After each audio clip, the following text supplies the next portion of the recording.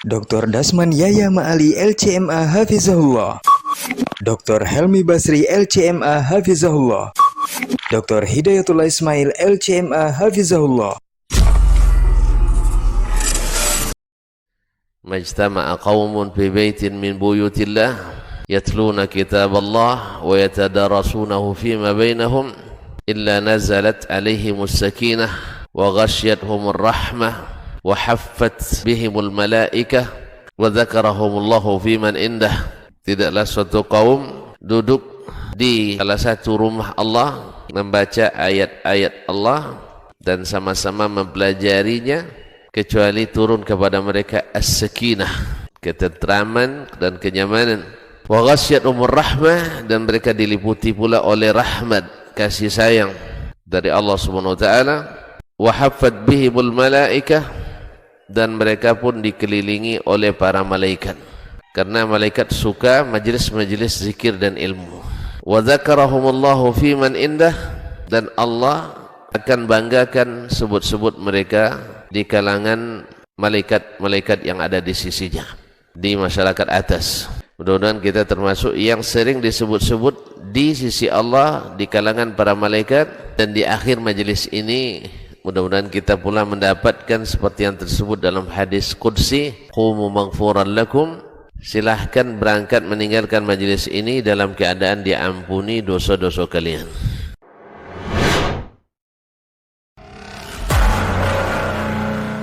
Baik, bismillah. Assalamualaikum warahmatullahi wabarakatuh. Alhamdulillahirrabbilalamin. Wassalatu wassalamu ala asyrafil anbiya'i wal mursalin wa ala alihi wa sahbihi rasulillahi ajma'in, amma ba'd.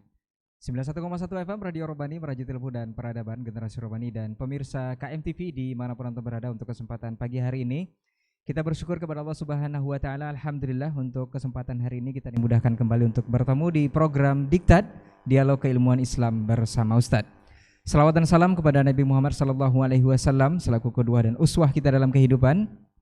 Kita juga bermohon salawat ini tersampaikan selalu hendaknya kepada seluruh keluarga beliau, kepada para sahabat, dan juga tentunya istimewa kepada seluruh umat ataupun orang-orang yang menegakkan sunnah dan juga menjalankannya hingga hari kiamat kelak.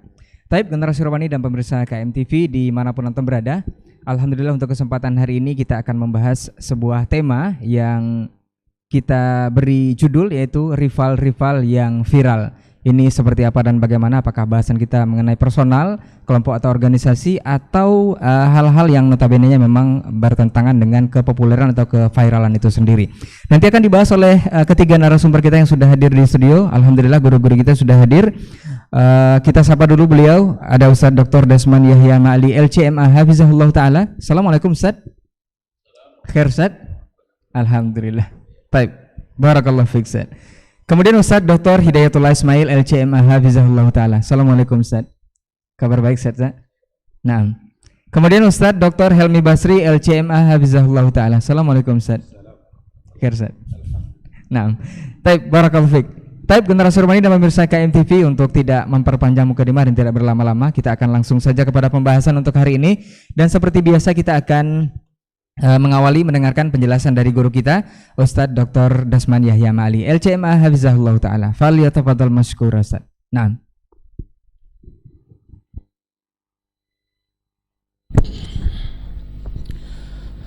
Bismillahirrahmanirrahim. Assalamualaikum warahmatullahi wabarakatuh. Alhamdulillahi dzil jalali wal ikram, sahibit tawli wal in'am. أحمده سبحانه وتعالى على نعمه العظام، كما أشكره على آلائه الجسام. أشهد أن لا إله إلا الله وحده لا شريك له الملك العلام، وأشهد أن محمدا عبده ورسوله سيد الأنام، عليه أفضل الصلاة وأتم السلام، وعلى آله السادة الكرام وأصحابه البررة الكرام والتابعين لهم بإحسان ما تعاقبت الليالي والأيام. أما بعد، فأولى ما يفتتح به الكلام بمثل هذا المقام الوصية بتقوى الله الملك العلام وطاعته على الدوام، فإن تقوى الله أعلى نسب، وإن طاعته أغلى مكتسب. Inna akramakum indallahi atqakum wa tazawwadu fa inna khairaz zadi taqwa. Yang saya muliakan, saya hormati para masyayikh, tuan-tuan guru yang hadir pada kesempatan ini ataupun mendengar atau menyaksikan melalui media dimanapun berada, khususnya yang hadir di studio, Fadilata Ad-Doktor Ustadz Al-Ustadz Dr.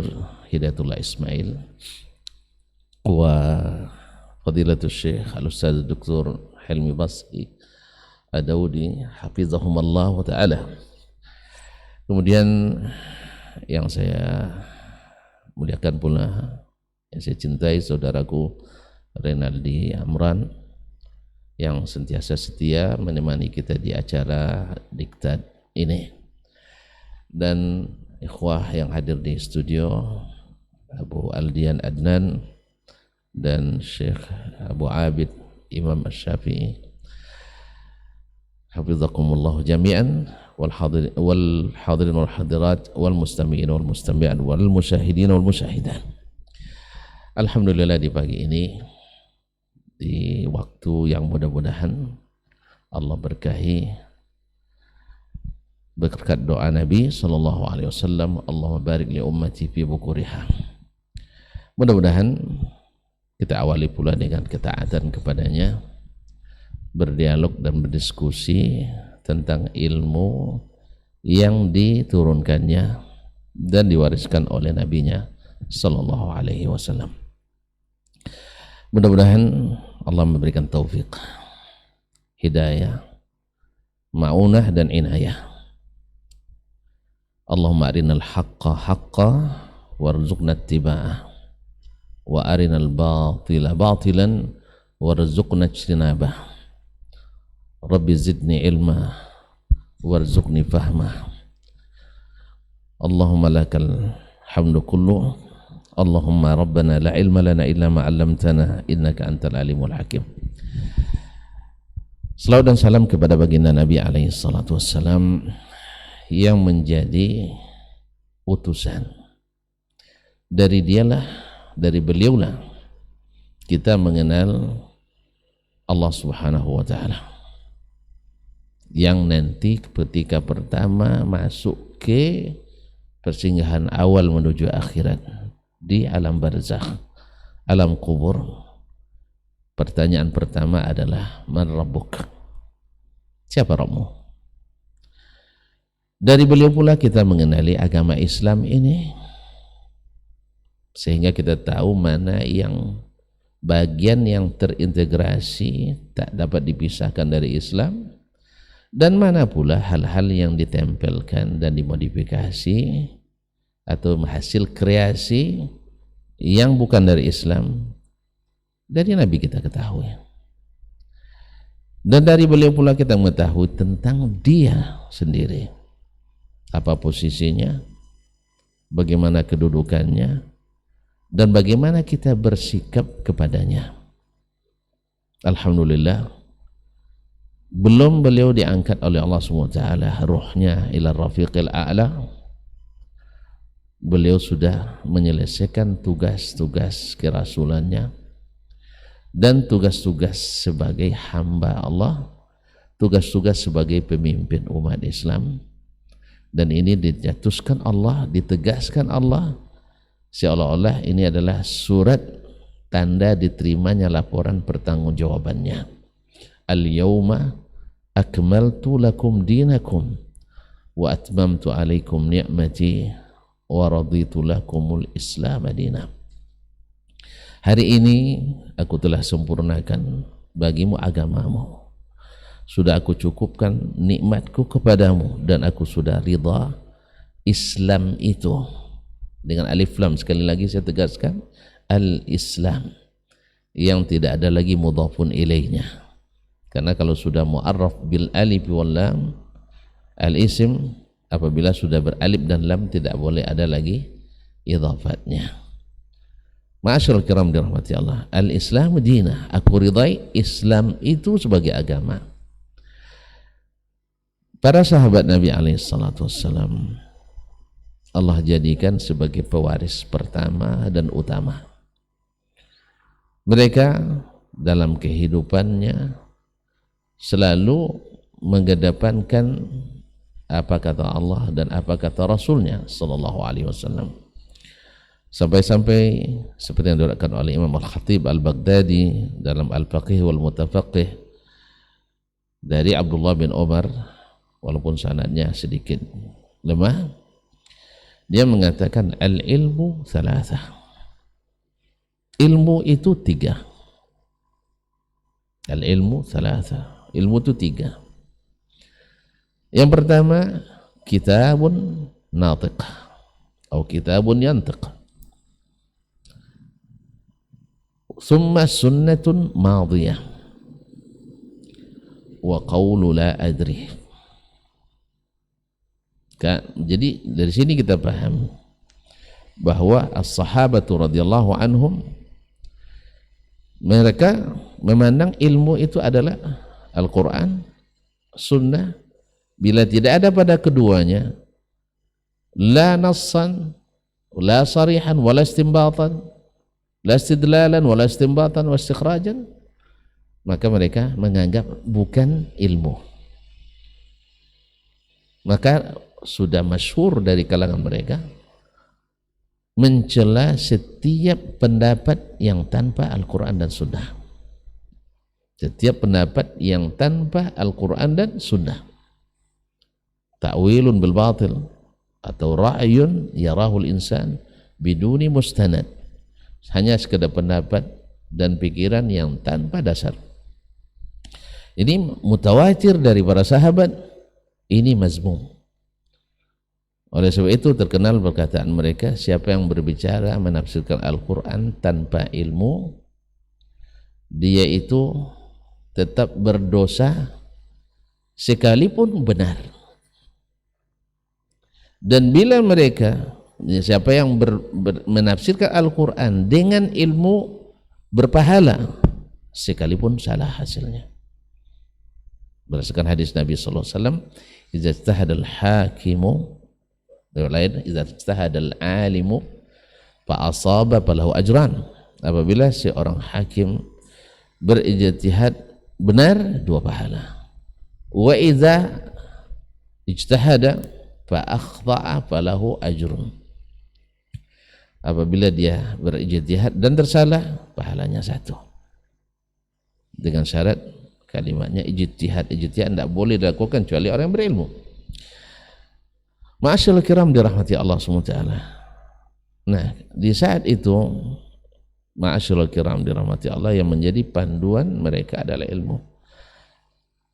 Itulah sebabnya kenapa Imam Muhammad ibn Sirin ketika mengingatkan mengambil ilmu dari orang-orang yang memegang teguh sunnah. Apa sebab? Karena mereka memandang ilmu ini adalah bagian dari agama. Inna hadzal ilma dinun. Fanzuru amman ta'khuduna dinakum. Agama ini adalah ilmu. Ilmu ini adalah agama. Oleh sebab itu, lihat dari siapa kalian mengambil agama kalian. Sehingga dari beliaulah pertama keluar pernyataan, la kanu yas'aluna anir rijal. Dulu mereka, para sahabat, tidak bertanya siapa yang meriwayatkan. Apa sebab? Ditafsirkan oleh para sahabat seperti Anas, Abu Sa'id Al-Khudri, laisa minna man yakzib. Sahabat itu tidak pandai berdusta. Kalaulah orang jahiliyah di masa jahiliyah saja pantang berdusta, apalagi setelah mereka masuk Islam. Yang Nabi katakan, al-mu'min la yakzib. Mu'min itu tidak mungkin berdusta. Tapi mereka percaya satu sama lain karena tidak ada dusta. Tetapi setelah terjadi fitnah, falamma waqa'atil fitnah, setelah terjadi fitnah, yaitu terbunuhnya Utsman bin Affan radhiyallahu taala anhu, orang pun mulai mulai mengambil aliran-aliran. Ingat, aliran ini bukan karena berdasarkan sunnah, tetapi salah memahami Al-Quran ataupun sunnah. Sebab apa? Masuk di dalamnya penafsiran tanpa ilmu. Penafsiran tanpa ilmu. Sehingga orang-orang Khawarij menafsirkan ayat-ayat Al-Quranul Karim yang diturunkan untuk orang kafir, diturunkan untuk orang-orang beriman. Wa man lam yahkum bima anzalallah fa ulaika humul kafirun. Makanya Nabi katakan kehebatan Khawarij itu bukan pada ilmunya, tapi pada ibadahnya. Tahqiruna salatakum ila salatihim. Kalian akan merasa rendah membandingkan solat kalian dengan solat mereka. Coba sahabat aja kalah sama mereka ibadahnya. Wasiyamakum ila siyamihim. Puasa kalian akan terasa mengendar kepada puasa mereka. Yaqra'una al-Quran, baca Quran, benar. Hum huffaz, bersemangat beribadah. La yujawizu taraqiyahum. Cuman bacaannya tidak sampai ke dalam, hanya sampai ke kerongkongan. Berarti tidak memahami dengan benar. Karena apa? Karena tidak dengan ilmu. Padahal Allah SWT menyebutkan bahwasanya orang-orang yang berdosa sebesar apapun, kalau mereka mau merujuk ke Nabi SAW dan sahabat yang mewarisi ilmu Nabi, mereka kan tak sampai mengkafirkan orang Islam. Tapi karena mereka menafsirkan dengan logika dan pendapatnya, akhirnya mereka mengeluarkan umat Islam dari Islam, bahkan menghalalkan darahnya. Menghalalkan darahnya, sehingga mereka menumpahkan darah yang suci, yang malaikat saja malu kepadanya. Nabi menyebutnya, atau dia digelar dengan Zunnurain. Sampai Nabi mengatakan, kalau seandainya saya masih punya anak yang ketiga lagi, saya nikahkan lagi dengan Utsman. Orang yang dikatakan oleh Nabi kepadanya, la yadurru Utsman ma fa'ala ba'da ma ya'falu ba'dal yawm.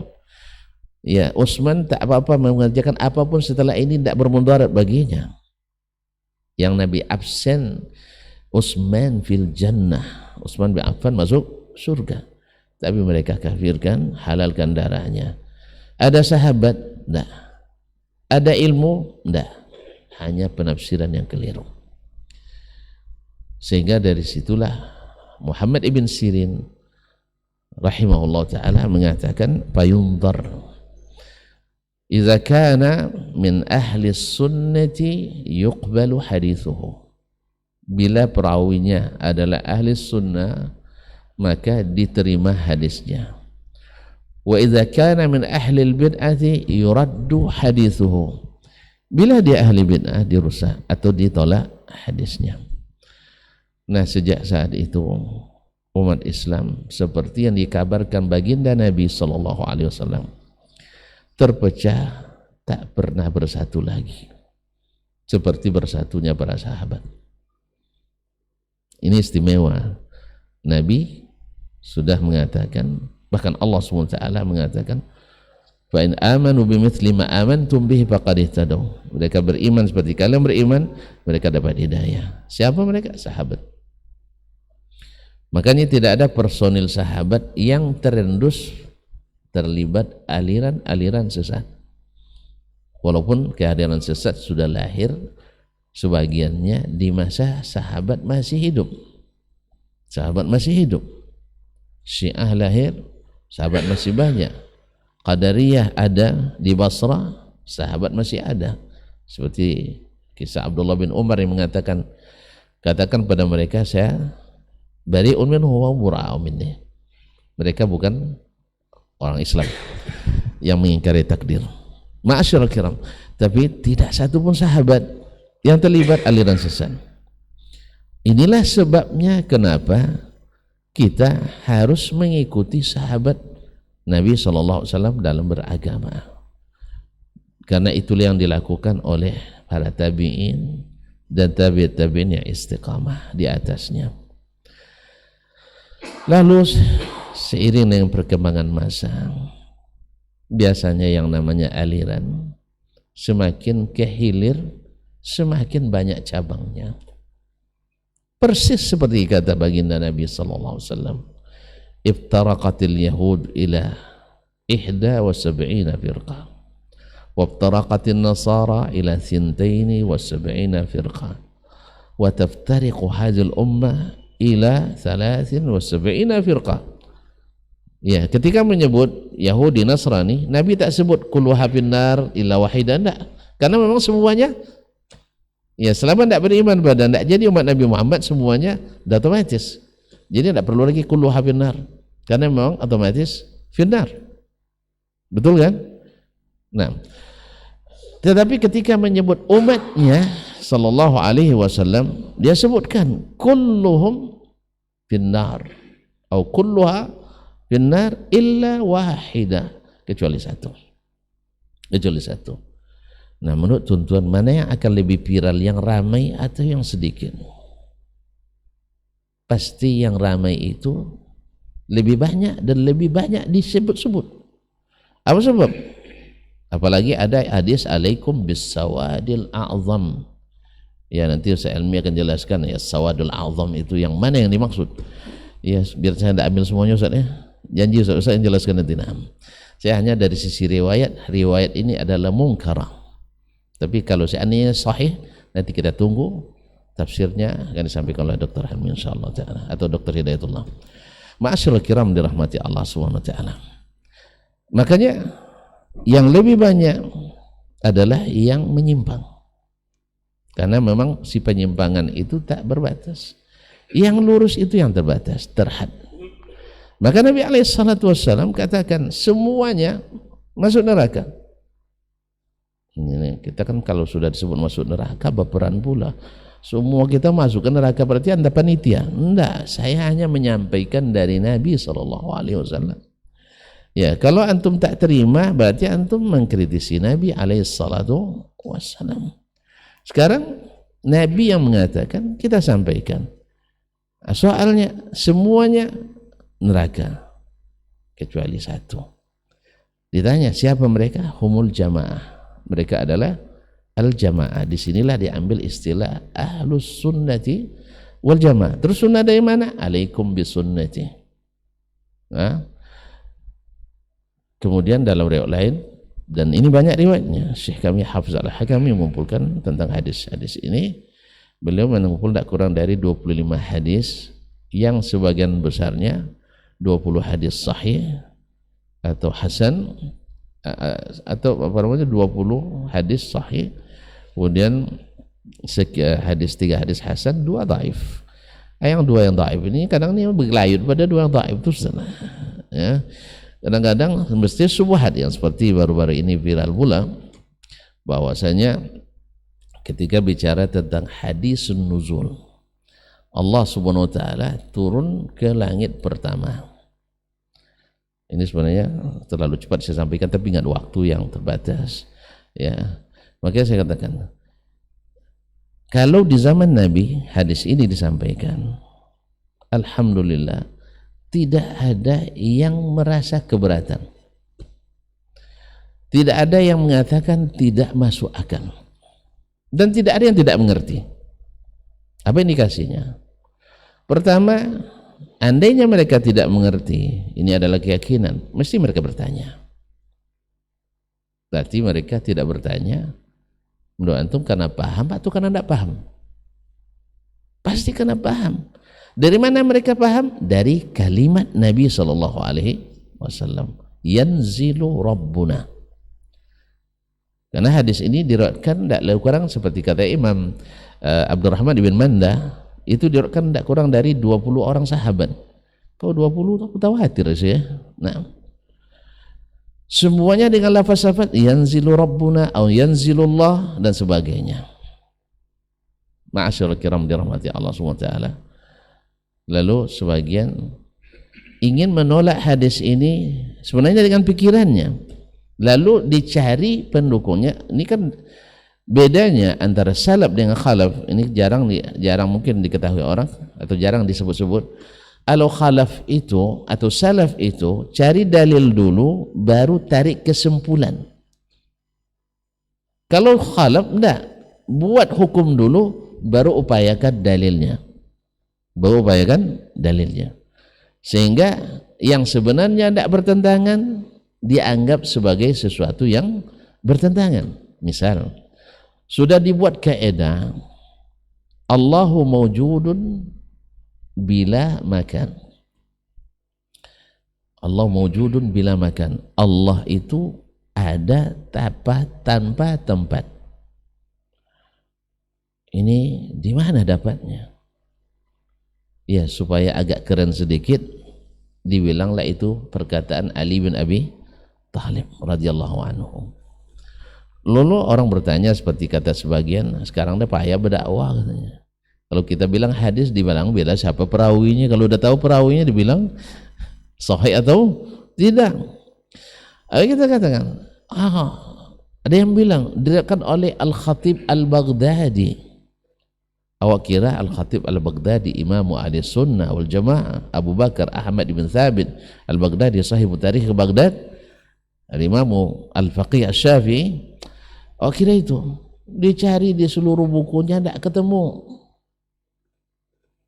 Rupanya bukan di kitab Al-Khatib Al-Baghdadi, tapi di seorang ahli kalam yang awalnya adalah pentolan Mu'tazilah tanpa sanad. Kalau merujuk kepada Imam Syu'bah bin Al-Hajjaj Al-Ataki, kullu syai'in aw kullu qawlin laysa fi haddatsana wa akhbarana fahuwa baqlun. Segala sesuatu perkataan yang tidak ada haddatsana, tidak akhbarana, artinya tidak bersanad, itu seperti biji yang dibuang atau biji makan rambutan dikunyah bijinya tidak dibuang, makan durian ditelan bijinya tidak dibuang, dijual lagi tidak laku. Nah, masyaallah kiram dirahmati Allah. Jadi sama dengan perkataan yang tiada artinya. Dari mana Ali mengatakan? Antum bilang dari mana? Kata Al-Khatib Al-Baghdadi. Kalau Khatib Al-Baghdadi kita nyaman. Apa sebab? Dia selalu meriwayatkan pakai sanad. Dalam kata dari Baghdad dia meriwayatkan riwayat mesti bersanad. Ya, kalau dia dalam pakai Mutafaqih meriwayatkan dengan bersanad. Meriwayatkan dalam Al-Jami' meriwayatkan dengan sanad. Dan seluruhnya bersanad. Al-Kifayah pakai sanad. Awak harap betul sahih, ternyata tidak. Nah, kaedah ini dibuat dulu lalu dicarikan dalilnya. Wa huwa ma'akum aynama kuntum dan sebagainya. Aynama tuwallu fathamma wajhullah.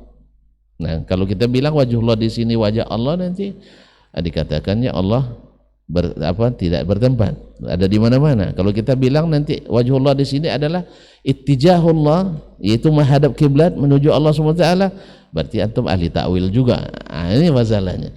Ta'wil itu kalau sahih itu namanya tafsir.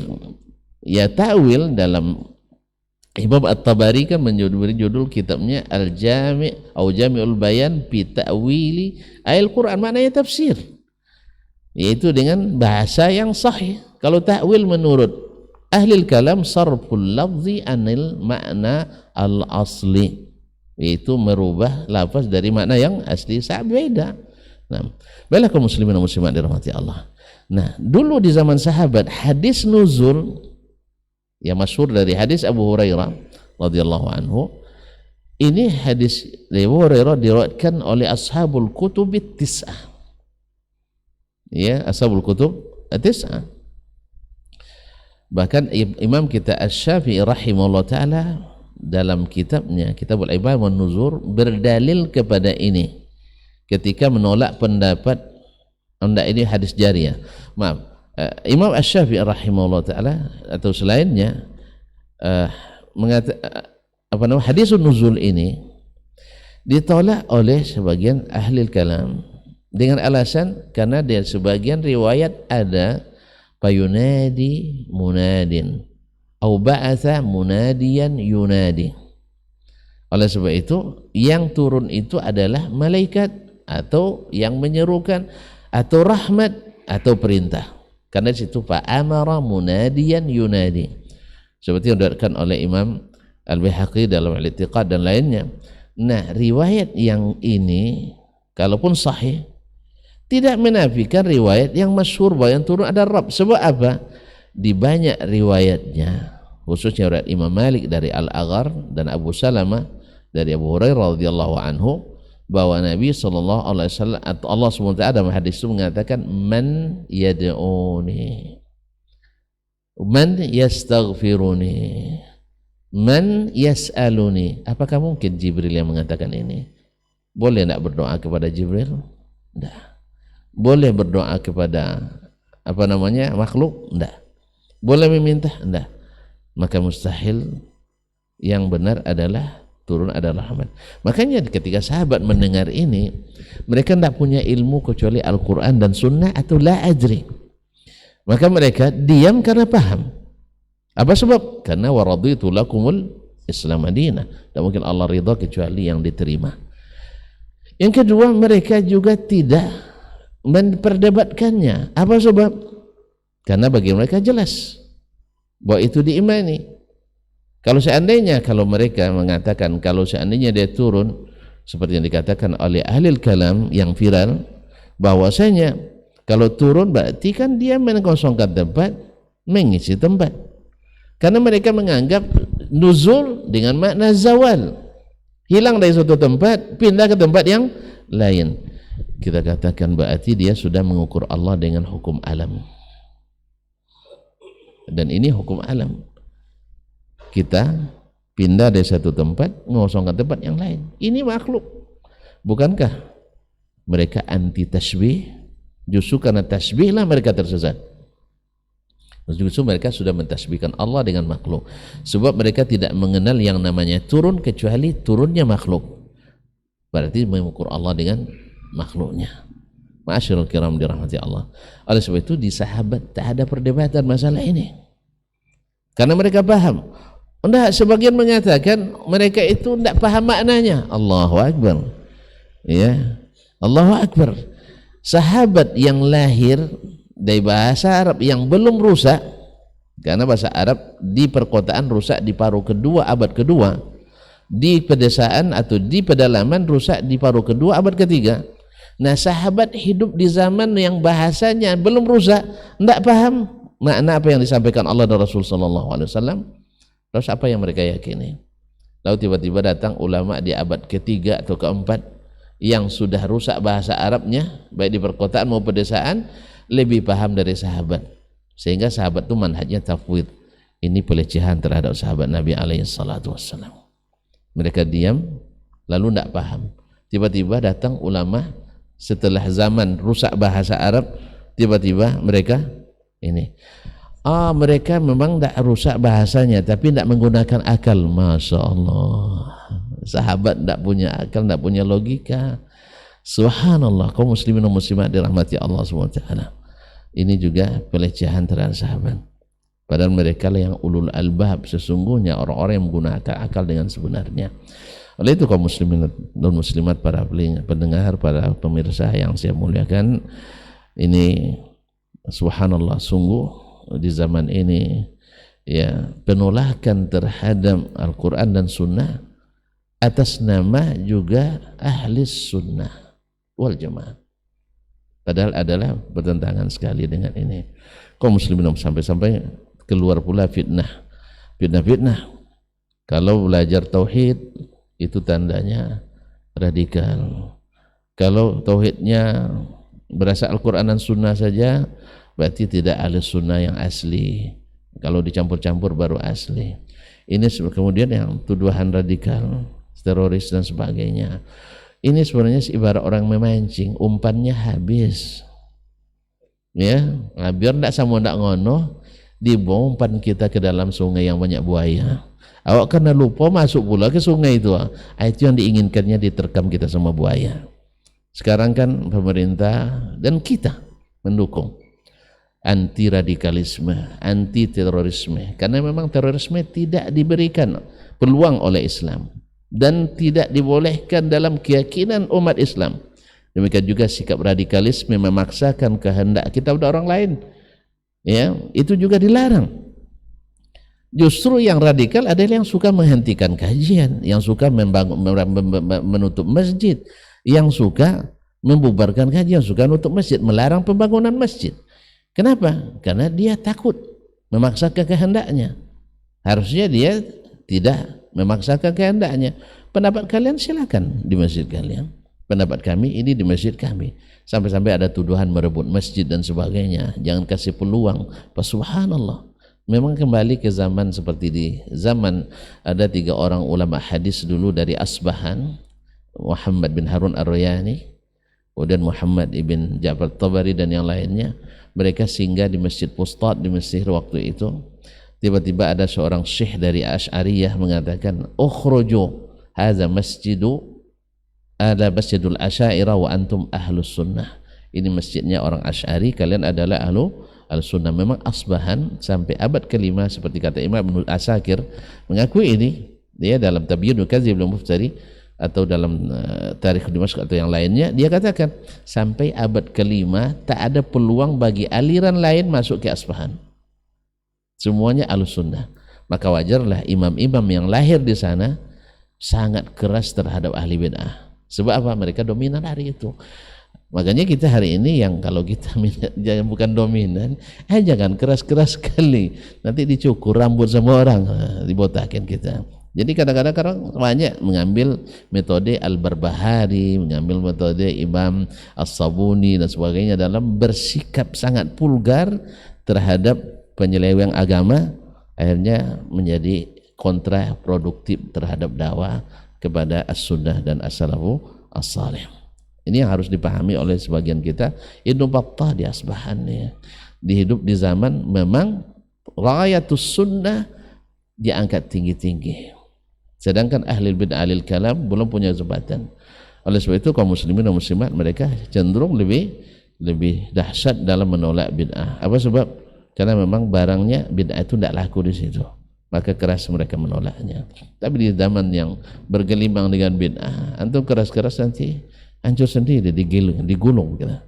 Oleh itu kaum muslimin dan muslimat dirahmati Allah SWT, ini kita sampaikan dengan harapan mudah-mudahan kita bisa mengintrospeksi sendiri kembali bahwasanya kalau ingin damai seperti zaman Nabi, tidak ada ilmu kecuali 3: Al-Quran yang mengabarkan, yang berkata dari Allah SWT, yang kedua sunnah Nabi SAW. Kalau tidak ada pada keduanya, bilang la ajri, saya tidak punya ilmunya. Jangan dicoba memikirkan sesuatu apalagi untuk menolak Al-Quran dan hadis Nabi SAW. Ini yang tidak diketahui di manhaj as-salaf. Kalau gitu dapat ketahui siapa sebenarnya yang mengikuti as-salaf. Apakah yang mempreteli perkataan Allah dan Rasul, menawilkan dengan yang tidak dibolehkan, ataukah mereka yang la ilma illa bisalas, Al-Quran, natik, sunnah madiyah, atau qaulul la adri. InsyaAllah sebagian akan dilanjutkan oleh Asy-Syaikhain dengan detail yang mungkin lebih ini. Saya sekedar pembuka saja. Biasalah pembuka itu kan tidak boleh panjang-panjang, betul, tidak boleh detail-detail betul. Terima kasih dan mohon maaf. Wassalamualaikum warahmatullahi wabarakatuh. Waalaikumsalam warahmatullahi wabarakatuh. Barakallahu fikum. Jazakallah khair Ustaz. Untuk pendahuluannya kita akan lanjutkan mendengarkan penjelasan dari guru kita juga Ustaz Dr. Hidayatullah Ismail LCMA hafizahullah taala. Fal yatafadhal mashkur Ustaz.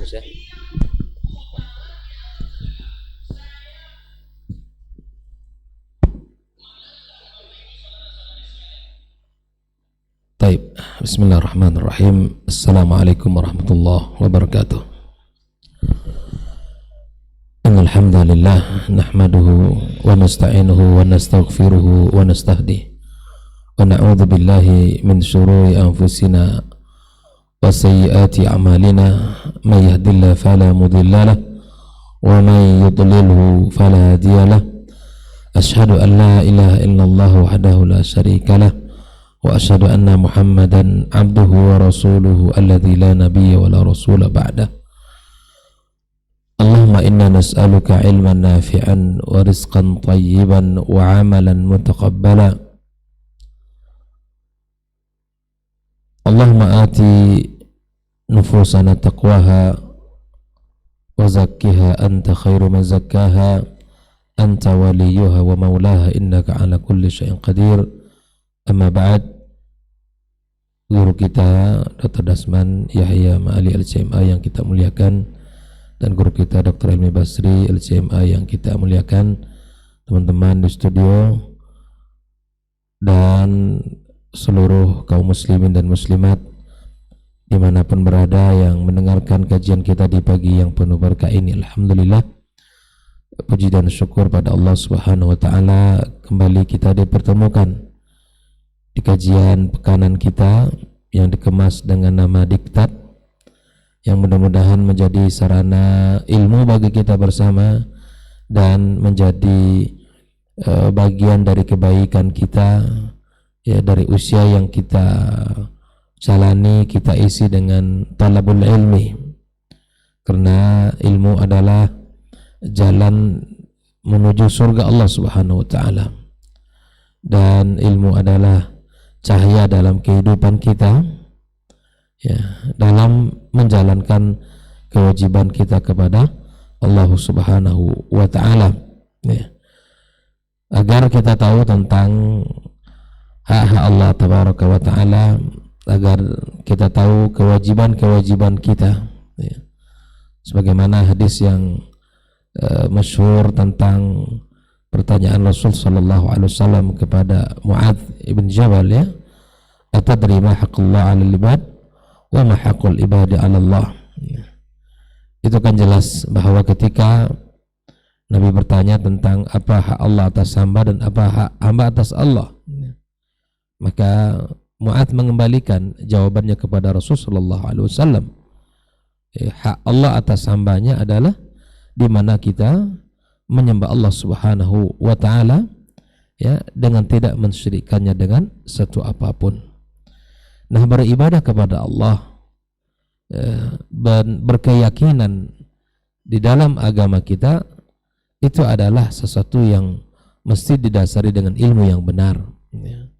Ilmu yang sahih, ya, ilmu yang dari sumber yang betul, sehingga kita di dalam menjalani kehidupan kita, ibadah kita benar, keyakinan kita benar, akidah kita benar.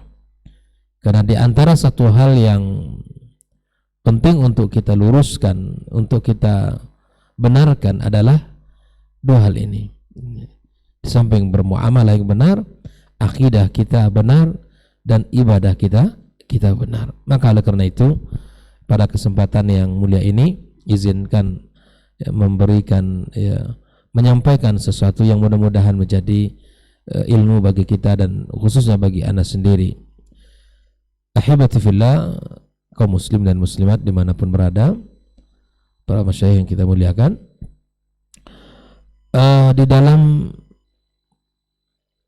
berkeyakinan kita kepada Allah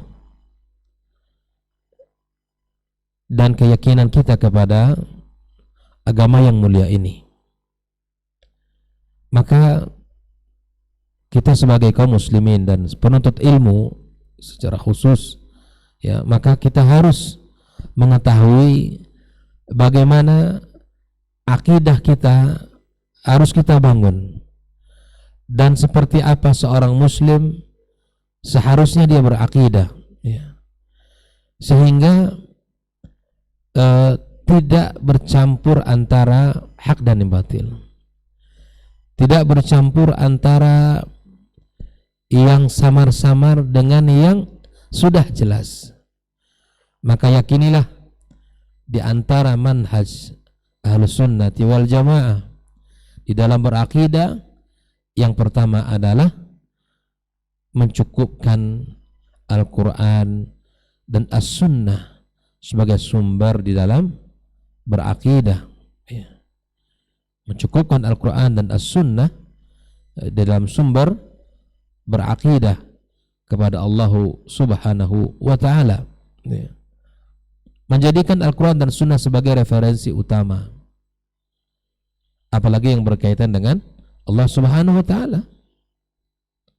Bagaimana kita tahu tentang Allah? Maka Al-Quranlah sebagai rujukan kita. Bagaimana kita tahu tentang Allah Tabaraka wa ta'ala? Maka kita bertanya kepada Rasul sallallahu alaihi wasallam, ya, bertanya kepada Nabi SAW dan melihat bagaimana para sahabat-sahabat yang telah mendampingi beliau, apa yang mereka yakinin, apa yang mereka katakan, apa yang mereka kerjakan. Lalu kemudian kita mengamalkannya. Karena agama tidak dibangun di atas akal pemikiran manusia. Seperti mana dikatakan oleh Imam Al-Barbahari, "I'lam rahimakallah," ya, ketahuilah ya, agar Allah Subhanahu wa taala merahmati kamu, anna ad-dina innama ya, jaa min kibalillah, ya, bahwa sesungguhnya agama itu datang dari Allah Subhanahu wa taala, tabaraka wa taala. Ya, walam yudha ala aqli rijal. Ya, agama itu tidak diletakkan di atas pemikiran orang, di atas pendapat orang. Tidak, tetapi agama ini seperti yang dikatakan oleh guru kita tadi, bahwa sesungguhnya kita harus ya berhati-hati di dalam berakidah, di dalam beragama. Karena terkadang memang semua orang, semua sekte yang disebutkan tadi itu dalilnya Al-Quran dan Sunnah juga, gitu kan. Tapi kemudian seperti yang disebutkan tadi perbedaan, bahwa contohlah para as-salaf di dalam menyampaikan akidah. Dibaca ayat, dibaca hadis, lalu dikeluarkan darinya akidah. Tidak kemudian kita yakini sesuatu, lalu kemudian kita bangun keyakinan itu di atas dalih akidah, dalih Al-Quran dan Sunnah. Tidak. Tapi kita mengawali dengan sebuah pondasi yang kokoh, lalu kemudian di atas pondasi itu kita bangun pemahaman kita, mencukupkan kepada Al-Quran dan Sunnah Rasulullah Sallallahu Alaihi Wasallam. Ya. Maka kalau kita sudah membangun ini dan kita bangun pemahamannya di atas pemahaman generasi awal dari umat ini, insya Allah kita akan selamat. Dan ini sangat mudah, ikhwan. Ini sangat mudah sekali, tidak ada sulitnya.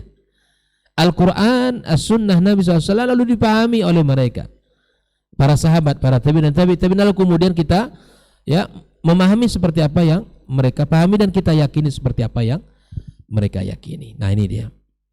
Nah, banyak hal dalam urusan Allah Subhanahu wa taala, dalam sifat Allah tabaraka wa taala. Ya.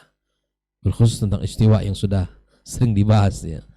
Ya, kemudian dipahami oleh generasi salaf bahwa seperti Imam Malik katakan al-istiwa maklum ya. Seperti yang disampaikan oleh guru kita tadi ya, kalau ayat itu turun di zaman Nabi tidak ada dipertanyakan, para sahabat memahami gitu kan. Wal imanu bihi wajib, mengimani sebuah kewajiban ya. Wal kaifu majhul, nah bagaimana Allah itu tidak mesti kita cari ya. Itu yang tidak mesti kita pertanyakan. Wasu'alu bihi bid'ah, dan bertanya bagaimana Allah kemudian itu adalah perkara-perkara yang bid'ah, yang mesti kita hindari bersama. Ikhwani wa akhwati fiddin. Maka ketika kita jadikan akidah sumbernya Al-Quran dan Sunnah Nabi SAW, maka kita akan insya Allah dipahami dengan pemahaman generasi awal, insya Allah kita akan selamat. Nah, yang kedua, ikhwani wa akhwati fiddin, yang menggunakan hadis-hadis sahih di dalam berakidah, lalu kemudian ya menggunakan hadis-hadis sahih dalam akidah, baik itu yang mutawatir maupun hadis ahad ya. Karena ada yang meyakini bahwa di dalam akidah tidak dipakai hadis ahad, tapi Ahlus Sunnati wal Jamaah insya Allah mereka memakai hadis-hadis ahad di dalam akidah. Lalu kemudian yang ketiga, ikhwani wa akhwati fiddin, adalah di mana kita tidak membenturkan antara wahyu dengan akal. Ini sering terjebak kita ketika membahas tentang ya turun ya, ini masalah turun lagi nih. Masalah turunnya Allah Subhanahu wa taala. Dibenturkan ya antara akal dengan nas. Orang beriman yakin dia dengan menetapkan sifatnya ulu bagi Allah Subhanahu wa taala, dan Allah mengatakan ya Allah Maha Tinggi kemudian Allah turun. Ya, itu tidak bagi orang Ahlussunnah tidak akan mempertentangkan itu. Mulai nanti mempertentangkan akal dengan nas itulah bagaimana mungkin gitu. Bumi ini bulat, yang di sana malam, di sini juga di sebagian belah dunia juga malam begitu. Jadi Allah nggak naik-naik dia nanti gitu kan. Nah, ini kan hal-hal yang subhanallah. Kita semoga Allah selamatkan kita dan keluarga kita ya dari pemikiran-pemikiran seperti ini. Mulai mempertentangkan akal dengan nas. Jangan benturkan nas dengan akal pikiran kita. Maka itulah Syekhul Islam Ibnu Taimiyah sering kita sampaikan bahwa beliau ini memang sering membahas masalah akidah dan fokusnya masalah akidah, karena banyak sekali sekte-sekte dalam Islam beliau membahas dengan karya-karya mereka, dengan karya-karya yang sangat luar biasa, termasuklah terhadap Ahlul Kalam, ya, orang-orang yang bertentangkan antara akal dengan nas, ditulis dengan kitab Dar'u Ta'arudul Aqli wan Nakal. Ya, beliau menulis tentang jawaban terhadap mereka-mereka yang mempertentangkan itu.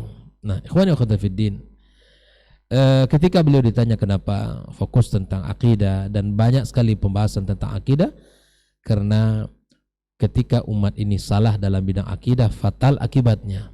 Namun ketika terjadi khilaf di dalam masalah fikih yang selama tidak keluar dari ijma ulama, maka tidak akan ya berakibat fatal di dalam amaliyahnya. Maka oleh karena itu kita harus benar-benar mengambilnya. Ini yang ketiga. Yang keempat, bahwa di mana kita tidak mempertentangkan antara akal dengan wahyu kalamullah tabaraka wa ta'ala. Nah, kemudian di dalam berakidah, ikhwani wa akhwati fiddin, ambillah sumber akidah yang benar dari Al-Quran dan Sunnah dan tidak masuk kepada ilmu kalam. Nah, guru kita Dr. Rasul sering sebut dengan ilmu kalam, kata beliau. Jangan masuk kepada ilmu kalam ini, ya, ilmu filsafat. Ya, inilah munculnya rusaknya nanti akidah kita. Tunduklah kepada Al-Quran, tunduklah kepada wahyu, tunduklah kepada nas, ya. Kemudian jauhkan ilmu kalam, karena nanti rusaknya mulai rusak di situ, nanti mulai akan mengukur dan akan kemudian berbicara tentang Allah dengan akal pikirannya. Maka oleh karena itu lewati, tinggalkan. Maka nasihati anak-anak kita, generasi kita, anak muda kita, agar ya belajar ilmu agama yang benar, pada sumber yang benar, ya, pada guru-guru yang benar. Nah, lalu kemudian setelah kita menjauhi ilmu kalam ini, maka di antara metode Ahlus Sunnah wal Jamaah di dalam akidah, kita adalah mengumpulkan seluruh nas-nas Al-Quran dan Sunnah. Lalu kemudian disitulah dikeluarkan oleh para ulama, ya, mengambil digabungkan yang terkait dengan Allah fis sama, itu seperti yang dikatakan oleh Ibnu Qayyim rahimahullah taala, bi alf dalil atau bi alfain, 1000 dalil atau 2 sampai pada 2000 dalil. Maka subhanallah, sesungguh sangat banyak dalil-dalil yang bicara tentang itu, dan kemudian itu harus kita yakini bersama. Nah, apabila 6 metode ini kita lalui dan kita yakini dan kita amalkan dalam kehidupan kita, insyaallah taala akidah kita benar, ya, dan kita tidak berakidah kepada akidah-akidah yang batil, walaupun viral, ya, walaupun viral, tapi kemudian kita meyakini, ya, dengan apa yang dipahami oleh Ahlus Sunnati wal Jamaah, itulah amalan dan keyakinan kita yang kita amalkan, yang kita hidup di atasnya, dan kemudian kita yakinin. Semoga kita masuk kepada orang-orang yang meninggal di atas akidah yang benar, di atas agama yang benar, di atas keyakinan yang benar, sehingga kita nanti ketika di hari kiamat kelak ditanya tentang, ya, Allah Subhanahu wa taala, tentang nabi, tentang agama, kita bisa dengan menjawab dengan amalan-amalan kita dan bukti keyakinan kita yang sudah kita yakini dengan benar berdasarkan pemahaman generasi awal dari umat ini. Barangkali ya inilah langkah-langkah yang mesti kita pahami bersama, yang bisa saya sampaikan pada kesempatan ini, insyaallah akan disempurnakan banyak oleh guru kita Dr. Hilmi Basri. Wallahu taala a'lam. Assalamualaikum warahmatullahi wabarakatuh. Waalaikumsalam warahmatullahi wabarakatuh. Baik, jazakallah khairan Syar untuk lanjutan penjelasannya. Berikutnya kita akan kembali mendengarkan penjelasan lagi dari guru kita untuk lebih sempurna sebelum kita masuk ke sesi tanya jawab kepada guru kita Ustaz Dr. Helmi Basri LCMA Hafizahullah taala. Boleh tafadhol Mas Guru Ustaz. Bismillahirrahmanirrahim. Assalamualaikum warahmatullahi wabarakatuh.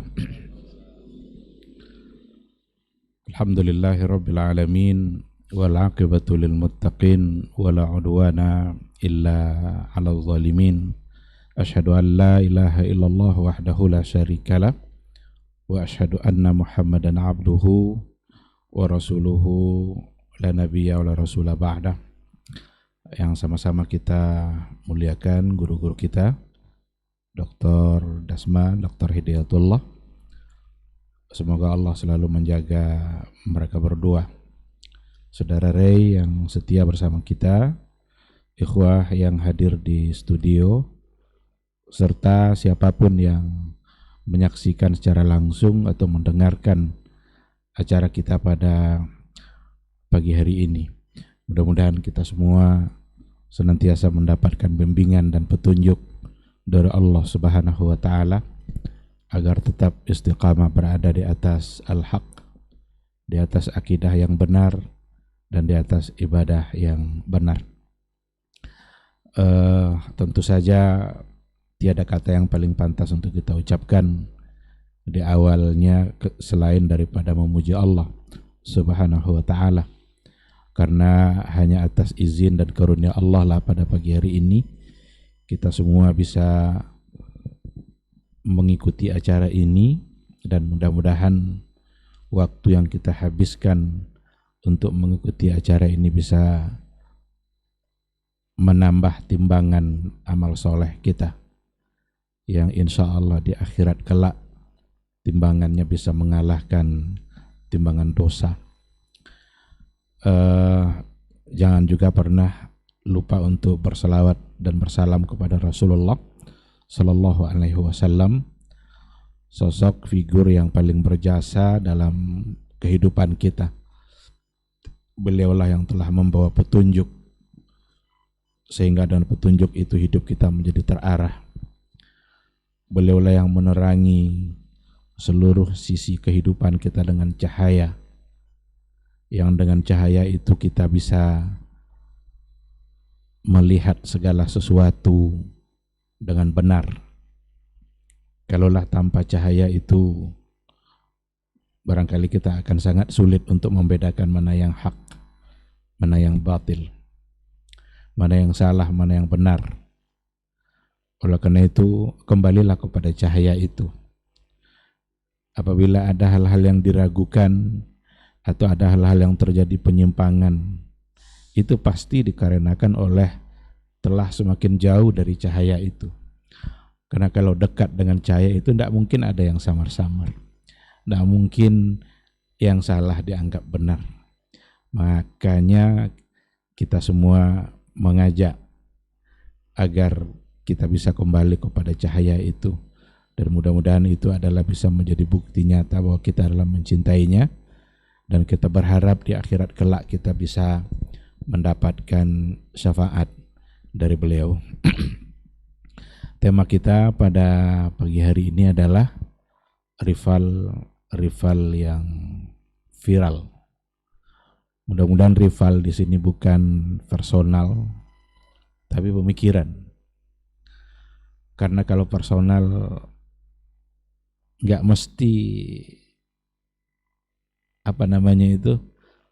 selalu ada semangat untuk bertanding dan bermusuhan. Yang harus ada itu justru adalah semangat untuk bersanding dan sama-sama mengambil bagian dalam membela agama Allah.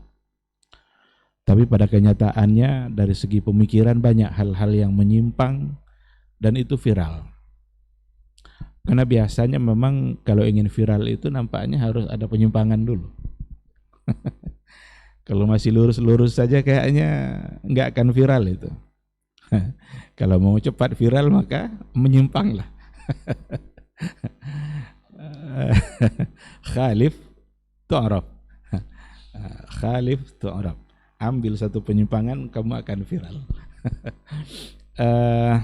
Dan penyimpangan yang paling berbahaya itu adalah ketika berkaitan dengan persoalan akidah, persoalan tauhid, persoalan iman, selain daripada penyimpangan-penyimpangan yang berada dalam persoalan ibadah.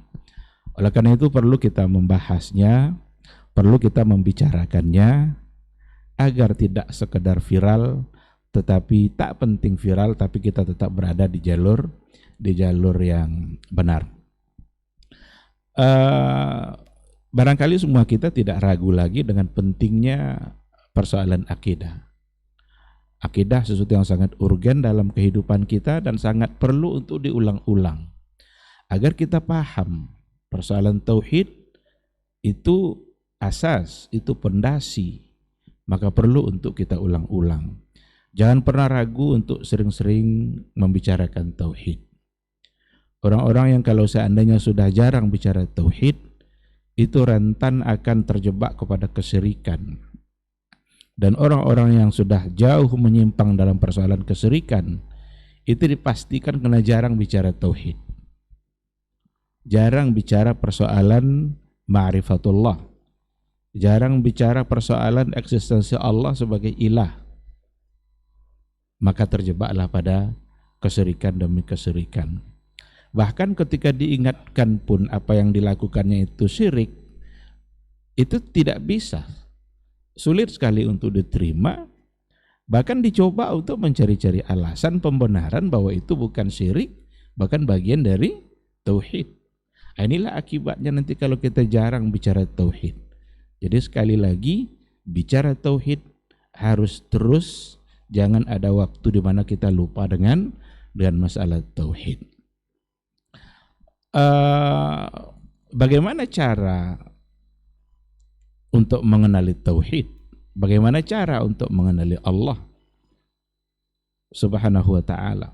Tentu saja caranya adalah dengan apa yang telah dilakukan oleh Rasulullah Shallallahu Alaihi Wasallam yang disampaikannya kepada para sahabat.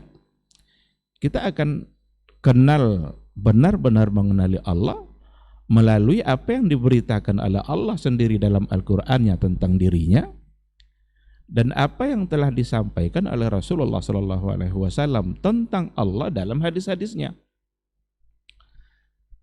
Berapa banyak itu informasi yang disampaikan oleh Allah sendiri dalam Al-Qur'annya, dan kita wajib percaya, wajib kita imani. Ada banyak hadis-hadis yang datang dari Rasulullah SAW tentang Allah, dan hadisnya adalah hadis-hadis yang sahih, maka kita harus menerima. Begitulah cara kita mengenali Allah. Kita tidak akan tahu bahwa Allah yang menciptakan kita kecuali Allah yang menyebutkan dalam Al-Quran. Kita tidak akan tahu bahwa Allah yang memberikan kita rezeki seluas-luasnya kecuali setelah disampaikan oleh Allah Subhanahu wa ta'ala dalam Al-Quran. Kita tidak akan tahu apa yang akan terjadi nanti setelah kematian, apa yang akan kita alami di akhirat kelak, kecuali apa yang telah disampaikan oleh Allah dan oleh Rasulullah Sallallahu Alaihi Wasallam. Oleh karena itu, apa saja yang telah disampaikan oleh Allah dalam Al-Qur'annya dan oleh Rasul dalam hadis-hadisnya, itulah cara untuk mengenali dia. Ambil itu. Sebagaimana dulu Rasul memahami seperti itu dan mengajarkan sahabat seperti itu. Kalau seandainya kita coba untuk mencari cara selain daripada itu, disinilah nanti yang akan terjadi penyimpangan demi penyimpangan. Oleh karena itu, salah satu dari sekian banyak penyebab terjadinya penyimpangan dalam persoalan akidah yang ternyata memang membuat pemikiran itu menjadi viral, itu adalah takdimul akal ala nas. mendahulukan akal daripada nas. Kalau seandainya mendahulukan akal daripada nas, ini besar kemungkinan akan terjadi penyimpangan. Kenapa demikian? Karena akal siapa yang mau kita kedepankan? Buktinya orang-orang yang mengedepankan akal itu mereka pada berbeda. Mu'tazilah berbeda dengan Asy'ariyah. Asy'ariyah berbeda dengan Maturidiyah. Khawarij punya pemikiran, Murji'ah punya pemikiran. Berbeda. Kenapa berbeda? Karena masing-masing mereka mengedepankan akal mereka daripada nas. Ketika Mu'tazilah menolak banyak sifat-sifat Allah karena khawatir nanti itu menyamakan Allah dengan makhluk, ditolak oleh Mu'tazilah. Berarti dia lebih mengedepankan akal. Kelompok Asy'ariyah tidak menolak, tetapi tidak mau juga dianggap menyerupakan. Oh, kalau begitu perlu takwil. Mereka yang pentakwil pun bisa berbeda. Mereka menetapkan jumlah sifat Allah pun bisa berbeda. Ketika Asy'ariyah mengatakan 13, Maturidiyah mengatakan 20, Kullabiyah mengatakan 7, lalu yang mana yang mau diikuti? Dan Mu'tazilah menghapus semua sifat itu, ta'til, mu'attilah. Inilah akibatnya. Kalau seandainya taqdimul akal ala nas, mendahulukan akal daripada nas. Apa bukti mendahulukan akal daripada nas itu? Tadi sudah disinggung oleh guru kita, Dr. Dasman. Dicoba untuk memahami makhluk-makhluk yang ada dengan segala macam bentuk sifatnya, lalu kemudian menolak sifat itu adanya pada Allah. Berarti kalau yang namanya makhluk, dia mesti bergerak. Atau saatnya nanti dia diam. Berarti kalau dia bergerak atau kalau dia diam, berarti makhluk. Oh, kalau itu sifat makhluk, berarti mustahil Allah seperti itu. Maka ditetapkanlah Allah tidak bergerak, Allah tidak diam. Ini masuk akal enggak? Tidak bergerak dan tidak diam. Mereka pelajari dulu makhluk itu kan. Lalu ditetapkan nanti bahwa itu tidak boleh pada Allah. Kalau makhluk itu mesti ada arah. Bisa di depan, bisa di belakang, bisa di kiri, bisa di kanan, bisa di atas, bisa bawah. Kalau seandainya masih bisa berarah seperti itu, berarti makhluk. Kalau begitu, berarti Allah sunyi dari 6 arah. Maka Allah tidak di atas, Allah tidak di bawah, Allah tidak di kiri, Allah tidak di kanan, Allah tidak di depan, Allah tidak belakang. Allah kalian ada apa enggak? Kan gitu jadinya. Ini kan akal semua ini logika. Dan ini akibat dari yang tadi itu. Takdim al-akal ala an-nas. Lahirnya hitungan-hitungan sifat itu karena itu. Lalu setelah ditetapkan satu sifat, barulah dicarikan ayatnya. Ditetapkan dulu sifatnya itu, kemudian dicarikan ayatnya. Disinilah nanti penyimpangan demi penyimpangan, karena cara ini tidak pernah dilakukan oleh Rasulullah Sallallahu Alaihi Wasallam. Apa yang telah diberitakan oleh Allah dalam Al-Qur'annya, Rasul menerima, mengimani, dan Rasul menyampaikan kepada para sahabat, sahabat pun kemudian menerima dan meyakininya. Saya ingin mengambil sedikit contoh. Barangkali dalam pertemuan-pertemuan yang sebelumnya juga sudah kita singgung, dan tadi juga sudah sedikit-sedikit disinggung oleh guru kita tentang contoh itu. yang namanya makhluk pasti membutuhkan yang lain. Benar kan? Sangat benar sekali. Tidak ada makhluk yang tidak butuh pada yang lain. Ayah butuh pada anak, suami butuh pada istri, guru butuh pada murid, pimpinan butuh pada bawahan. Makhluk semua butuh. Maka kalau memang seperti itu, berarti Allah tidak butuh kepada apapun. Maka lahirlah sifat qiyamuhu binafsihi. Allah berdiri sendiri. Ini benar ini, qiyamuhu binafsihi ini. Allah memang berdiri sendiri, Allah tidak butuh kepada apapun. Dirumuskan oleh akal, Allah tidak butuh pada apapun. Betul. Mana salahnya? Salahnya adalah ketika sifat ini digunakan untuk menolak informasi Allah sendiri dalam Al-Quran. Ketika Allah mengatakan sesuatu dalam Al-Quran tentang diri dia, lalu ditolak melalui sifat yang ditetapkan oleh akal ini. Maka ini wajibnya oleh orang Asy'ariyah, ini wajib akli. Ini wajib, ini sifat-sifat wajib akli. Ini mustahil akli. Itu buktinya bahwa kewajibannya ditentukan oleh akal. Setelah ditetapkan oleh akal, baru dicarikan dalilnya, ayatnya. Allahu la ilaha illahu wal hayyul qayyum. Inilah dalil qiyamuhu binafsi. Betul qiyamuhu binafsi, betul ayat ini. Tapi ketika digunakan ayat ini untuk menolak Ar-Rahmanu 'alal 'arsy istawa, maka batil. Ar-Rahmanu 'alal 'arsy istawa, Allah berada di atas aras. Oh, tidak mungkin. Kenapa? Qiyamuhu binafsihi. Ada tidak dalil lain menolak Ar-Rahmanu 'alal 'arsy selain qiyamuhu binafsihi? Tidak ada. Kaidah akal inilah yang menolak qiyamuhu binafsihi itu. Yang menolak Ar-Rahmanu 'alal 'arsy istawa. Kalau begitu Allah butuh pada arsy. Siapa yang bilang butuh Allah pada arsy? Ketika ayat itu turun, dipahami dan diterima oleh Rasulullah SAW, pernahkah satu kata yang datang dari Nabi terkait dengan penolakannya, atau bahwa dia bukan di aras, atau istawa itu artinya bukan istawa? Ada enggak?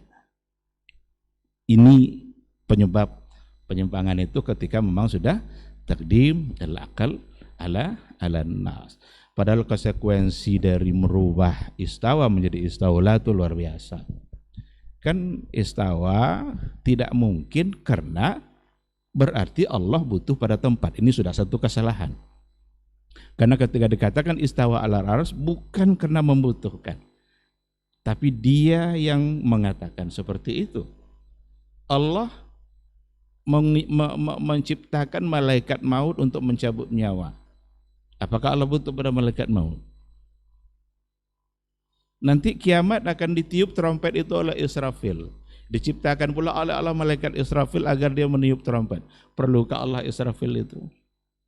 Nanti kalau tidak ada Israfil tidak jadi hari kiamat. Kan gitu. Jadi logika dangkal sebenarnya yang ada pada mereka ketika menolak apa yang ada dalam Al-Quran. Kalau diartikan istaula itu kan menguasai. Itu hilang keistimewaan arsy itu. Hilang. Karena kata istawa ala untuk Allah itu hanya pada arsy itu. Dan itu menunjukkan kemuliaan arsy. Kalau istaula itu kan menguasai. Yang dikuasai Allah kan bukan arsy saja. Allah menguasai bukit, gunung, laut. Sekarang boleh enggak kita katakan Allah istawa alal jabal? Boleh enggak? Kita artikan istaula di situ. Atau umpamanya Ar-Rahmanu istawa alal bahar. Kita artikan istawa di situ istaula, boleh enggak? Tak bisa. Kan gitu Ustaz ya. Maka istawa itu menunjukkan kemuliaan arsy. Kalau dirubah maknanya hilang kemuliaan arsy. Dan ini adalah salah satu dari sifat af'al, sifat khabariyah yang ada pada Al-Qur'anul Karim. Apa cara Nabi dulu? Diimaninya, kemudian dia tidak lagi mencoba untuk menganalisa, mencoba untuk mempelajari, karena ini persoalan gaib. Ini persoalan iman. Persoalan iman itu ya jangan diakal-akali. Dan tidak akan masuk akal. Kalau semuanya masuk akal, tidak perlu ada kata iman.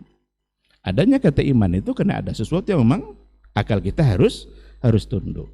Oleh karena itu mendahulukan akal daripada nas, seolah-olah menghilangkan substansi dari iman itu sendiri. Itu baru satu contoh terjadinya penyimpangan dikarenakan oleh bagaimana akal mereka lebih difungsikan untuk mengutak-atik sesuatu yang tidak pantas untuk diutak-atik. Apakah ini keyakinan Wahabi? Enggak. Belum ada Wahabi, ini sudah ada. Ini Wahabi ini dikambing hitam kan sekarang ini. Semua orang terputus sanadnya macam-macam kan. Bukan, ini enggak ada masalah Wahabi. Enggak pun lahir Wahabi itu, enggak pun lahir dia. Akidah itu memang sudah dari itu, sudah dari Rasul dulu. Memang seperti itu. Jadi bukan. Tetapi dibuatkanlah isu-isu semacam tuduhan-tuduhan karena ada kebencian-kebencian.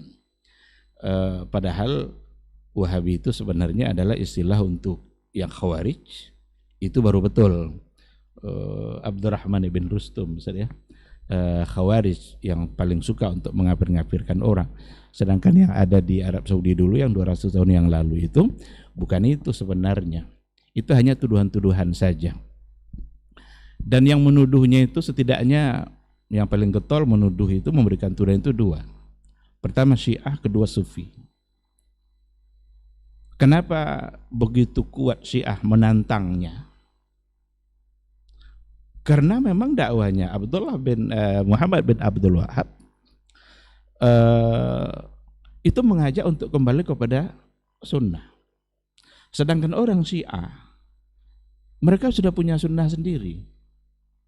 Sahabat aja mereka kafirkan. Hadis-hadis kalau bukan diriwayatkan dari jalur imam itu bisa mereka tolak. Ada mereka punya jalur sanad sendiri. Maka istilah atau slogan kembali kepada Quran dan sunnah ini berbahaya bagi Syiah sendiri. Artinya nggak bisa berkembang mereka, karena mereka sudah punya konsep sendiri dalam masalah sunnah. Bahkan definisi sunnah pun mereka preteli juga. Mulai dari definisinya sampai kemudian nanti kepada substansi. Bagaimana mungkin mereka bisa kembali kepada sunnah Rasul yang disampaikan oleh para sahabat-sahabat yang menurut mereka sahabat-sahabat itu sudah pada kafir semua.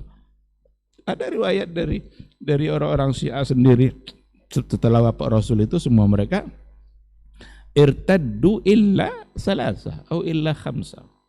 Mereka semua murtad kecuali 3 atau 5 saja. Ali, Hasan, Husain, nanti ada Ammar, Mikdad, hanya beberapa orang saja. Abu Bakar, Umar, Utsman itu bagi orang-orang Syiah adalah orang-orang yang tercela semua. Itu perampas-perampas kekuasaan, orang-orang yang haus kekuasaan, yang seharusnya kekuasaan setelah Rasul berada pada tangan atau di pihak Ali bin Abi Thalib. Kenapa juga Sufi begitu ingin menuduh Wahabi itu? Karena dakwanya Syekh Muhammad bin Abdul Wahab itu dia tidak basa-basi dalam memberantas syirik dan bid'ah. Tidak ada basa-basi, syirik, bid'ah. Sementara Sufi banyak padanya kesirikan dan banyak padanya hal-hal yang penambahan dalam persoalan beragama. Oleh karena itu wajar kalau seandainya ada kelompok-kelompok yang memberikan tuduhan, suka mengafirkan, tidak cinta mazhab, haus darah dan lain sebagainya. Ini semua tuduhan yang dulu pernah disampaikan oleh orang-orang Syiah. Maka orang-orang hari ini kalau seandainya memberikan tuduhan yang sama, berarti mereka sudah menjadi kaki tangan Syiah dalam persoalan ini tanpa dia sadari. Karena tuduhannya sama. Sebab yang mereka tuduh itu sendiri itu sebenarnya semua dilakukan oleh Syiah sendiri. Suka mengafirkan umpamanya. Syiah lah orang yang paling suka mengafirkan. Sahabat-sahabat aja kafir. Apalagi kita kayak ini nih. Pokoknya kalau nggak ikut dia, udah. Itu Syiah. Tidak cinta mazhab. Oleh Syiah, mazhab itu hanya dia aja yang mazhab. Mazhab dia aja yang bisa dipertahankan. Yang lain enggak. Menganggap bahwa kembali kepada Quran dan Sunnah itu berarti tidak cinta mazhab, itu orangnya bangun kesiangan. Tidak mengerti dengan persoalan. Tidak tahu dengan hakikat masalah yang sesungguhnya. Justru orang-orang yang mengajak kembali kepada Al-Quran dan Sunnah, mereka lah yang sebenarnya menghargai semua mazhab. Kenapa demikian? Mereka bisa berada di mazhab mana saja, asal itu yang mendekati pada kebenaran. Barangkali dalam masalah ini mereka berada pada mazhab Syafi'i, karena itu dalil yang lebih kuat. Tapi dalam masalah yang berbeda, mungkin mereka mengikuti mazhab Abu Hanifah, karena itu yang lebih mendekati pada kebenaran. Pada masalah yang ketiga, mungkin mereka ikut mazhab Maliki, kalau itu pula yang mendekati pada kebenaran, kalau itu dalil yang kuat. Maka orang-orang yang mengajak kepada Quran dan Sunnah sesungguhnya adalah sedang menghargai semua mazhab. Nah, tapi ketika dikatakan bahwa ahlu sunnah itu hanya 4 mazhabnya, Syafi'i, kalau enggak Maliki, kalau enggak Hambali, Abu Hanifah, Maliki, Syafi'i dan Hambali. Mazhab bukan hanya 4. Bagaimana dengan Zahiri? Apakah oleh orang-orang yang ngaku-ngaku ahli sunnah Indonesia karena mazhab aja 4, lalu Zahiri itu tidak ahlu sunnah? Karena Zahiri juga bagian dari mazhab yang mu'tabar. Atau justru inilah, nanti kalau semakin jauh kita menyampaikannya tambah radikal kita nanti. Dalam salah satu dari 4 ini saja, dalam semua masalah, mustahil. Coba tunjukkan satu orang saja yang dari awal sampai akhir hidupnya berada dalam satu mazhab. Tidak ada. Bahkan imam mazhab sendiri, imam mazhab itu sendiri, pada masalah berbeda, dalam masalah tertentu, mungkin dia meninggalkan pendapat dia. Nah, oleh karena itu, sekali lagi, kembali kepada sunnah, Al-Quran dan sunnah, itu bukanlah slogan untuk tidak menghargai mazhab, tapi justru itu adalah upaya untuk menghargai semua mazhab, karena kita yakin ulama-ulama mazhab itu beristihad secara baik, secara benar berdasarkan dalil, tetapi akan ada di antara mereka yang barangkali dalilnya lemah, yang ini kuat. Kalau sudah ketemu ini lemah, ini kuat, masa yang lemah mau diikuti juga? Dan yang bilang lemah itu bukan kita, yang bilang lemah itu juga adalah para ulama. Nah, oleh karena itu, ikhwati fillah, jangan hanya sekedar viral, tetapi berhati-hatilah, ini persoalan akidah, ini persoalan iman, kembalikan kepada apa yang dipahami oleh para sahabat. Sikap kita apa? Sikap kita adalah beriman, itu tugas pertama. Percaya, itu tugas pertama. Tanpa berupaya lagi untuk mengutak-atik untuk hal-hal yang memang tidak pantas untuk diutak-atik dan dianalisa oleh akal. Ini barangkali yang ingin saya sampaikan, mudah-mudahan bermanfaat. Sekali lagi, rival di sini bukanlah personal, tetapi adalah pemikirannya. Karena secara personal tidak perlu gontok-gontokan, kita hanya perlu saling menasehati, saling mengingatkan, bukan saling mencari lawan untuk berdebat atau menantang-nantang agar ada orang yang mampu untuk mendebatnya. Itu bukan satu hal yang baik. Kata Rasul, hindarilah perdebatan itu meskipun kamu berada pada pihak yang benar. Karena perdebatan itu hanya akan melahirkan kerasnya hati, atau barangkali lebih jauh melahirkan pertentangan dan permusuhan. Terima kasih. Subhanakallahumma bihamdika asyhadu an la ilaha illa anta astaghfiruka wa atubu ilaik. Wassalamualaikum warahmatullahi wabarakatuh. Waalaikumsalam warahmatullahi wabarakatuh. Jazakallah khairan Sir untuk penyampaian materi kita di kesempatan hari ini. Mudah-mudahan apa yang sudah disampaikan oleh guru-guru kita bisa bermanfaat untuk kita semua, untuk antum yang menyimak ataupun mendengarkan langsung atau yang sudah hadir di studio. Sekali lagi, rival di sini ternyata bukan personal ataupun organisasi ataupun kelompok, tetapi adalah pemikiran-pemikiran yang notabene-nya sudah viral, sudah populer di masyarakat kita khususnya, yang sebenarnya itu sangat bertentangan sekali dengan kepopuleran itu sendiri. Baik, kita akan masuk ke pertanyaan yang sudah ada di WhatsApp kita. Kita akan bacakan sebelum jam 10. Satu pertanyaan ini Ustadz, kayaknya cukup menyita waktu Ustadz. Dari Pak Bahar di seputaran Cipta Karya. Assalamualaikum Ustadz. Ustadz izin bertanya, ada pemikiran yang sebenarnya dari dulu sendiri sudah populer dan sangat viral sekali Ustadz. Ada yang mengatakan man arafa nafsahu faqad arafa rabbahu. Artinya siapa yang kenal dirinya itu akan kenal Tuhannya. Apakah pemikiran seperti ini perlu dilestarikan? Bahkan banyak ini juga mengamalkannya Ustadz. Dan ini juga yang menyebabkan berbagai tokoh di negeri ini seperti membenci label-label yang Ustadz katakan tadi, seperti Wahabi dan semacamnya. Ini mohon penjelasannya, jazakallahu khairan Ustadz.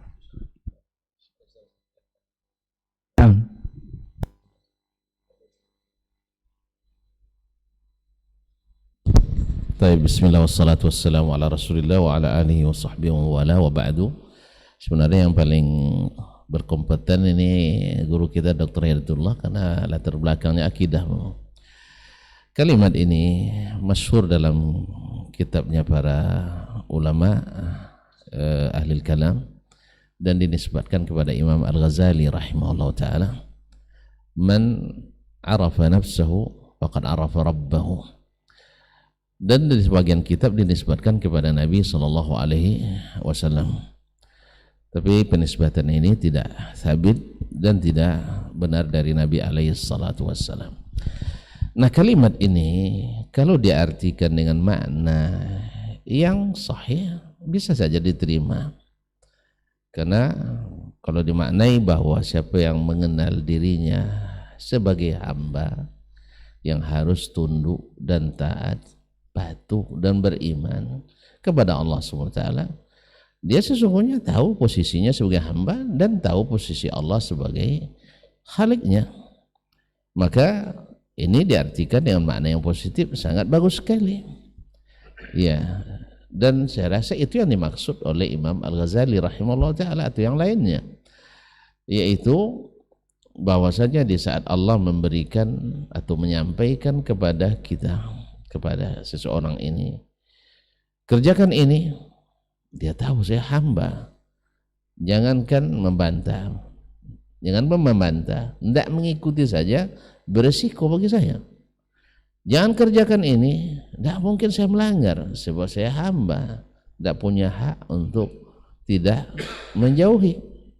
Atau ketika Allah menceritakan suatu masalah, berita seperti yang kita bahas tadi, ya, masalah tentang dirinya, tentang hal-hal gaib yang tidak ada jalan bagi kita mengetahui kecuali berita daripadanya, ya kita akhirnya tidak mungkin untuk mengingkari dengan apapun cara dan teori, karena yang ini bercerita ini Allah SWT. Ini kalau walillahil madzalul a'la, andainya saya bercerita kepada Dr. Hidayat, Dr. Helmi misalnya, atau Ustaz Ray tentang suatu masalah yang mereka tidak tahu sama sekali, lalu saya ceritakan, oh tidak mungkin Ustaz, tidak masuk akalnya. Saya kira sangat tidak baik bersikap seperti ini.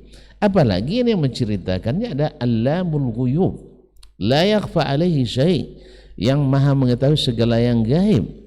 Indahu mafatihul ghaib, dia memegang kunci-kunci gaib itu semuanya. Lalu dia beritakan, kita tidak punya jalan untuk mengingkarinya. Bahkan kalaupun menurut terlintas akal tidak mungkin, kita tidak mungkin akan mengingkarinya. Nah ini kalau ini maknanya, dan ini bagus. Tapi kalau maknanya adalah menyerupakan dirinya, pokoknya seperti sebagian penyimpangan yang dilakukan orang. Kalau nak ma'rifatullahnya benar sampai pada hakikat, maka kenali diri, ya nanti akan ditemukan sifat-sifat Allah pada diri sendiri. Kalau ini yang dimaksud, ini adalah penyimpangan yang keliru. Wallahu ta'ala alam. Baik, jazakallah khair Ustaz. Ada tambahan Ustaz mungkin? Taib. Taib. Kita bacakan pertanyaan berikut. Di studio ada pertanyaan? Taib. Ada satu pertanyaan lagi, Ustaz. Assalamualaikum warahmatullahi wabarakatuh, Ustaz. Ustaz mau bertanya mengenai sifat-sifat Allah yang tadi dijelaskan. Kalau mengenai istawa dan semacamnya itu juga sepertinya bisa kita terima katanya Ustaz. Tapi ada yang mengatakan bahwa Allah itu punya betis, Ustaz. Ini seperti apa juga penjelasannya? Apakah ini termasuk kurang adab kepada Yang Maha Kuasa menyamakan Allah punya betis? Ini seperti apa? Nah.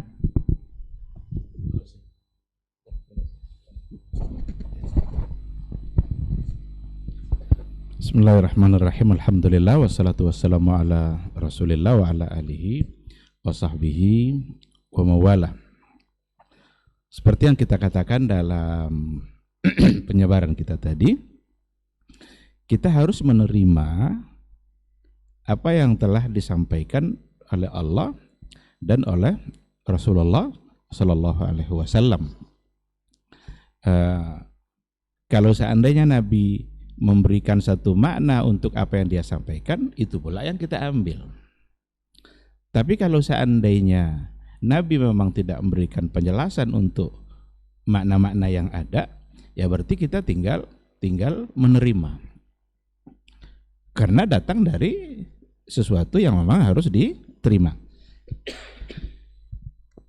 Rasul itu sunnahnya kedudukannya sama dengan wahyu.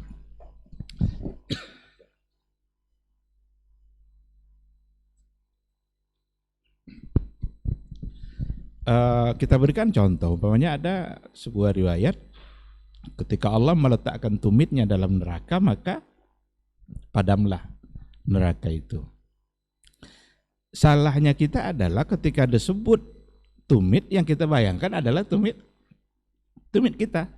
Situ salahnya.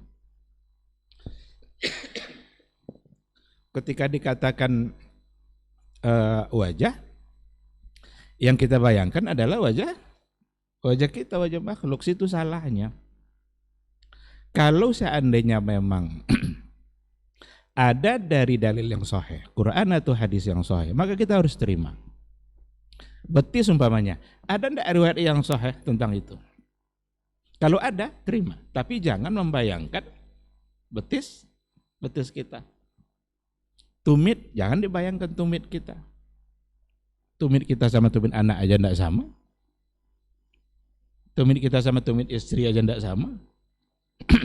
Nah, kesamaan bahasa itu hanya ada pada bahasa, hanya pada lafaz. Sama seperti semua bentuk sifat-sifat yang lain. Allah hidup, makhluk juga hidup, tetapi hidup Allah tidak berawal dan tidak berakhir. Sedangkan hidup makhluk ada awalnya dan ada akhirnya. Tapi hidup dia, hidup. Allah mendengar, makhluk mendengar juga. Tapi tidak akan pernah sama. Ketika kita sudah menyamakannya, disitulah kesalahannya. Di situ kesalahan akan muncul. Karena ada satu ayat yang harus kita imani betul, laisa kamitslihi syai'un wa huwas samiul basir. Ayat ini jadikanlah sebagai ayat untuk menerima semua sifat-sifat yang ada, tapi dengan tidak menyerupakan. Jangan dibalik. Karena ada aliran-aliran yang ada menjadikan ayat ini untuk menolak semua sifat-sifat yang lain, atau untuk mentakwil sifat-sifat yang lain. Apa kok harus ditakwil? Ini laisa kamitslihi syai'un wa huwas samiul basir. Dia tidak serupa dengan satu apapun. Kalau begitu ini harus ditakwil. Di sinilah salahnya. Jadi kalau ahlu sunnah yang benar-benar ahlu sunnah itu, ayat ini dia jadikan alasan dalil untuk menerima semua sifat yang ada itu, asal sahih dalilnya, tapi dengan tidak menyerupakan. Karena laisa kamitslihi syai'un. Sementara kelompok yang lain itu justru menjadikan ayat ini sebagai alasan untuk menolak sifat-sifat yang ada. Mohon maaf, agak ini barangkali bisa diberikan penjelasan lebih luas oleh guru-guru kita. Terima kasih. Baik, Pak Ustaz. Jazakumullah khair. Jawabannya sudah lengkap ya. Namun Akhi fillah yang bertanya tentang ayat-ayat sifat misalnya, apapun yang disebut nanti ya, tangankah, betis, kemudian yang lain, bahwa ada kaidah yang mesti kita pahami bahwa di dalam ayat sifat itu imraruha kama ja'at, ya, bahwa kita pahami seperti apa yang disebut Allah Subhanahu wa taala tanpa kita ta'til, ya, tanpa kita hilangkan maknanya, tanpa kita tamsil takyif, ya, bagaimana bertanya, ya, kemudian tanpa kita tasbih dan seterusnya. Ini kita pahami, ya, kemudian kita yakini, tapi itu tadi jangan dibayangkan seperti kita, seperti makhluk pada umumnya begitu. Tangan Allah berapa jarinya gitu, berapa panjang, jangan, itu tidak boleh. Bahwa kita yakini, ya, Allah Subhanahu wa taala kalau memang ada nasnya, baik itu dari Al-Qur'an maupun dari As-Sunnah, lalu kita imani, sudah. Bagaimana Allah dan seterusnya, itu bukan tanggung jawab kita untuk mengetahuinya, tidak perlu. Yakini itu, dan ketika kita meyakini sebuah sifat bagi Allah Subhanahu wa taala, dan itu dalilnya ada Al-Qur'an, dari Al-Qur'an, itu kita tidak sedang menyamakan Allah dengan makhluk, atau kita tidak sedang merendahkan Allah dengan sifat-sifat yang ada pada makhluk, bukan. Nah, seperti yang disampaikan tadi, bahwa ketika masuk bab ta'wil, maka disitulah nanti mulainya, ya, pergeseran. Dia tujuannya memang untuk agar supaya Allah tidak serupa dengan makhluk, ya, tapi dia akan terjebak kepada kesalahan yang lain. Nah, itu dia.